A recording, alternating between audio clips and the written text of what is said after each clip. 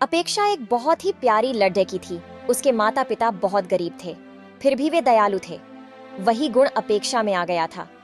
वह जिस किसी को मुसीबत में देखती तो उसकी मदद करती थी। उसकी शादी नवीन नाम के लड़के से हुई।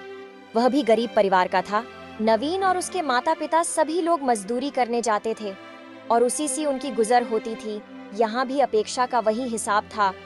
अगर कोई उसके पास मांगने आ जाता तो वह उसे दे देती। कभी कोई पड़ीडी ढोसन आ जाती और कहती, बहन तुम्हारे पास थोड़ी चीनी होगी?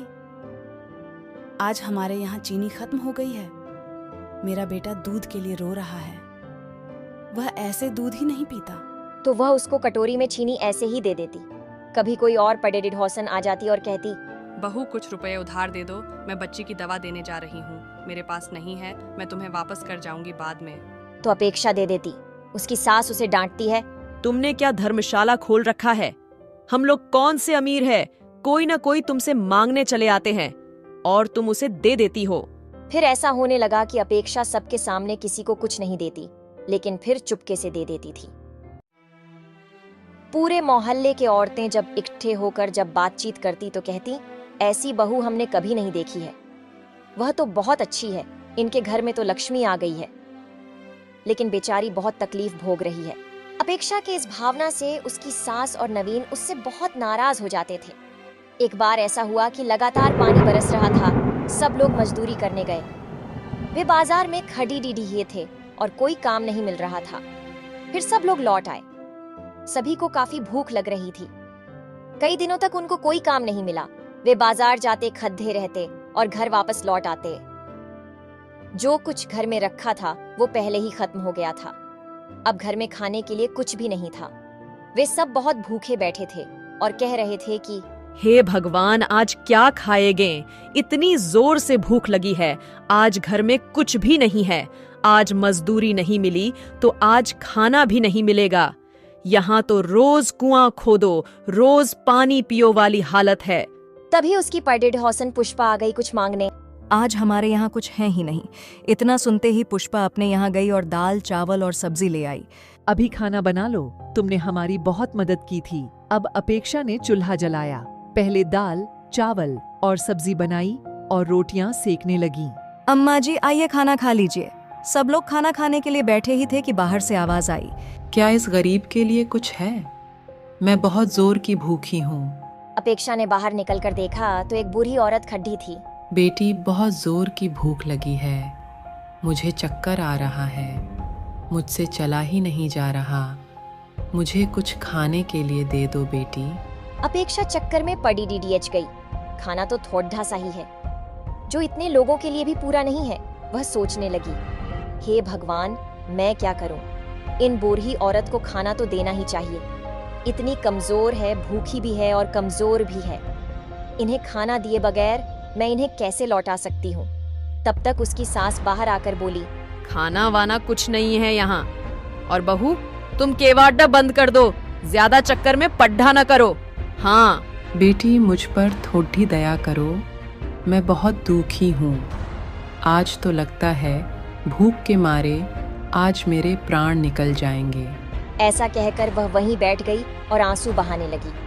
अपेक्षा दौड़ कर आई और अपने सास से बोली, अम्मा उन्हें खाना दे दो, वो बहुत भूखी है। कहीं ऐसा न हो कि उन्हें कुछ हो जाए। अपेक्षा की सास ने उन्हें डांटा, हमारी तुम्हें परवाह नहीं है और वो भिखारन कहाँ से चली आई तो उसकी परवाह है। पर अम्मा जरा सोचो, हमें भी तो 2 दिन हो गए कुछ नहीं खाया है, हमको भी तो चक्कर आ रहा है।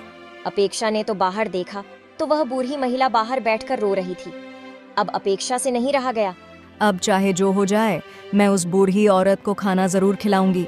वो थाली में खाना परोस कर ले आई और बूढ़ी औरत को दे दिया। वह औरत बहुत खुश हो गई और खाने लगी। खाना बहुत स्वादिष्ट है। तुमने खाना बहुत अच्छा बनाया। तुम बहुत सुखी रहोगी। और खाना ले आओ बेटी। अपेक्षा और खाना परोस कर ले आई। बूढ़ी महिला को पता नहीं कि कितनी भूख लगी थी। खाना खाती ही जा रही थी और मांगती ही जा रही थी। और ले आयो खाना। अपेक्षा दौड़कर अंदर गई और खाना ले आई।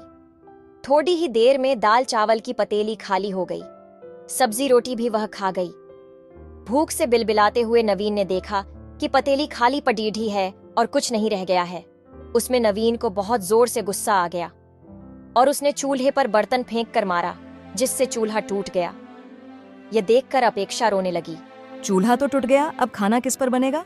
तुम परेशान न हो बेटी, मैं ऐसा चूल्हा बनाकर तुम्हें देती हूँ कि वह कभी नहीं भुटेगा। उस पर खूब खाना बनाना और कोई भूखा आए तो उसे खूब खिलाना। और उसने वहीं से थोड़ी मिट्टी उठाई और अपेक्षा से पानी मांगा। उसने मिट्टी गूंधी और एक नया चूल्हा बनाकर रख दिया। बेटी, इस चूल्हे पर खाना बनाओगी ना तो मुझे याद करोगी। तुम्हारे यहाँ कुछ नहीं है, तुम जिस चीज को बनाना चाहो उसका नाम लेकर इस पतीली पर रख देना। ऐसा कहकर वह वहां से चली गई। अपेक्षा पतीली चूल्हे पर रखती। मैं तो दाल बनाने वाली थी।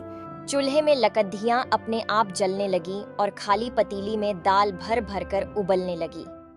अब तो अपेक्षा बहुत खुश हो गई। 1 मिनट में पतीली में दाल अपने आप बन गई। उसने दूसरी पतीली चढ़ा दी और बोली, मैं तो चावल बनाऊंगी। देरी नहीं लगी और चावल भी बन गई। अब तो अपेक्षा जिस चीज को बनाना चाहती उसी का बस नाम लेती तो वह चीज बनती चली जाती। यह देखकर अपेक्षा के सास ससुर और नवीन बहुत खुश हो गए। वे अपेक्षा की प्रशंसा करने लगे। अब सभी लोग खा रहे थे। जिसकी जो भी खाने की इच्छा होती वे उसी पकवान का नाम लेता तो अपेक्षा उसे बना देती। अब अपेक्षा की सब लोग बहुत इज्जत करते थे। अब घर का काया कल्प ही बदल गया था। इतने में बाहर से आवाज आती है, बेटी मुझ पर थोड़ी दया करो, मैं बहुत दुखी हूँ। आज तो लगता है भूख के मारे आज मेरे प्राण निकल जाएंगे।